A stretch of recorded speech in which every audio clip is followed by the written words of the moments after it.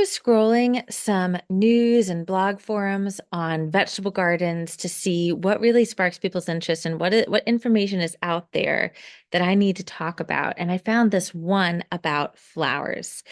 And it really got me excited because this is one of those topics that I feel like is so underestimated when you're growing your own food.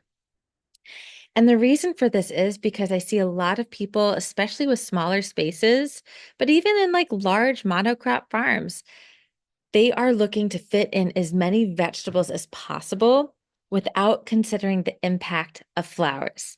So I'm going to show you this article and I'm going to dive in and tell you my thoughts. Why flowers are your plant's best friends. And this one doesn't even have too many flowers in it, but I digress. Let's just keep going. So, in this article, they're going to talk about why flowers are so important. And the most obvious reason, of course, is pollinators. And this is the perfect example of why flowers are so important. It's because of pollination. And especially cucurbits like cucumber, zucchini, and squash, they need pollinators in order to grow fruit.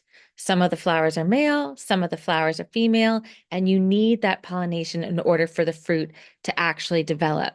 And I had this really interesting experience one time when I was growing food on top of a rooftop garden in the middle of downtown New Orleans.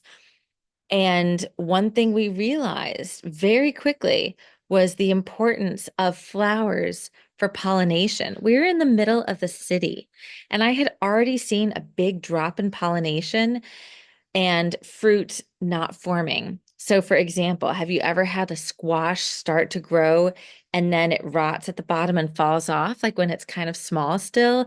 That's a pollination issue. That is blossom and rot, and the reason why you need more blossoms. But there's even more reasons why you need flowers, and let's see what else they say. Flowers can double as a sacrificial crop in the vegetable bed. Planting sunflowers next to my tomatoes often lures the dreadful cutworm off my fruit in exchange for the foliage and stems of the flowering plant. Same for white cabbage caterpillar to my nearby nasturtiums. I'll be completely upfront with you. I haven't tried those combinations. What I have tried, though, that works seamlessly every single time that they don't mention here is huckleberry and stink bugs. Huckleberry is my favorite trap crop for stink bugs. And I bring this up because a lot of these other pests, like the tomato hornworm and even the white cabbage caterpillar that turns into the cabbage worms, um, or the white cabbage moth that turns into the cabbage worms, those I feel like I can usually control. I can find them pretty easily. I'll definitely have to try these next time, but stink bugs are my nemesis. Stink bugs suck out the juices of your vegetable plants and spread disease. But if you plant a huckleberry near whatever it is that you're growing, like tomatoes, for example, they just don't go to the tomatoes. They hang out on the huckleberry. And what's really fascinating is I don't even know what they're doing on the plant, like multiplying maybe, because they don't even affect the little huckleberries. So it's like a two for one. You get the fruit of the huckleberry and a trap crop. And they're inconspicuous flowers, but I really like that this article is talking about flowers serving as a sacrificial crop. And of course, it's awesome to know that sunflowers and nasturtiums, this is a picture of nasturtiums, have a secondary feature of being edible.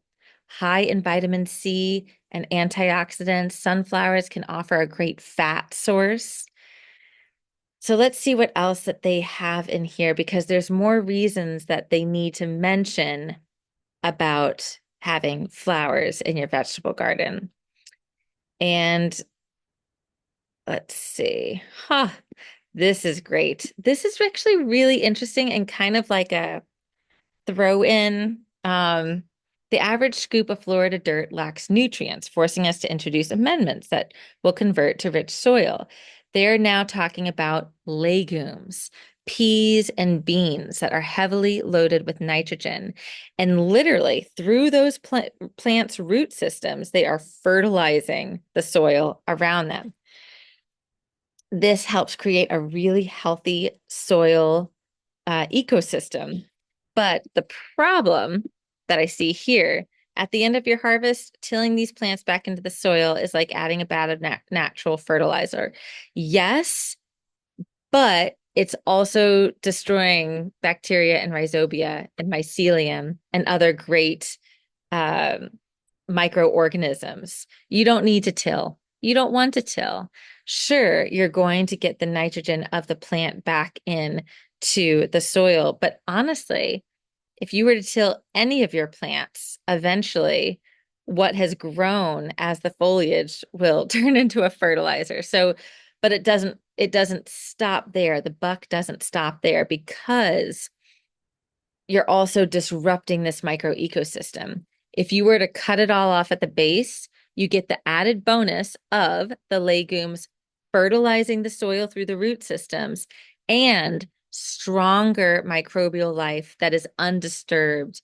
And think of like mushrooms, for example, that are growing mycelium under the soil surface. What would happen if you just tilled that up all the time?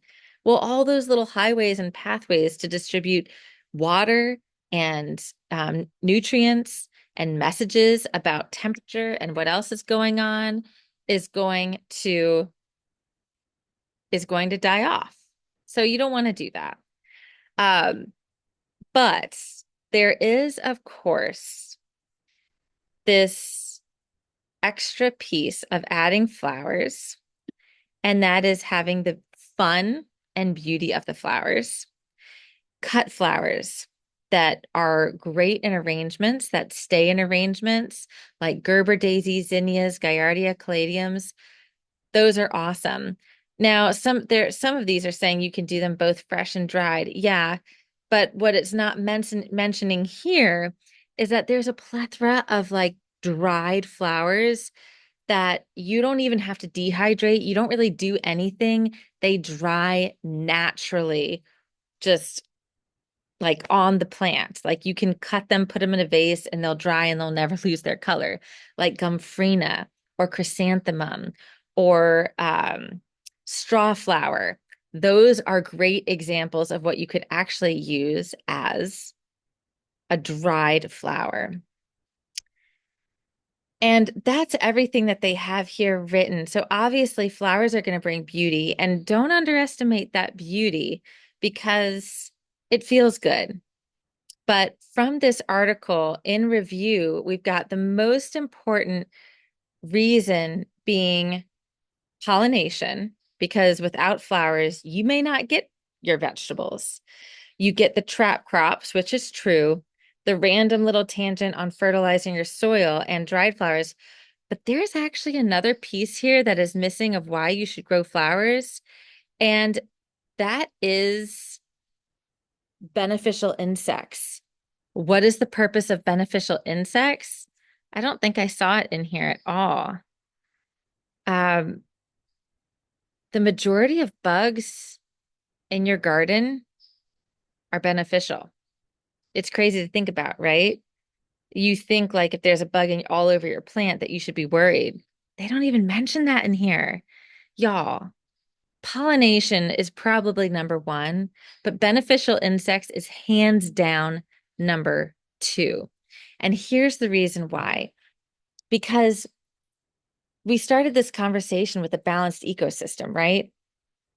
And you have to realize that there are, with the majority of bugs being beneficial, they're eating the bad guys. They're targeting the bad guys. That makes your work a lot less difficult because they're doing the work for you. Ladybugs on aphids, lacewings targeting white flies or spider mites, parasitic wasps targeting the tomato hornworm or other caterpillars. There is an incredible variety of beneficial bugs that will only come with one, the presence of the pests, but two, flowers. And for all of those reasons, you should be growing flowers in your garden. I like to tuck them into corners, on edges of my beds, and honestly, like wherever there's a spot, just straight up, wherever there's a spot, plug in flowers. Don't forget to like and subscribe to this video and let me know what you think in the comments.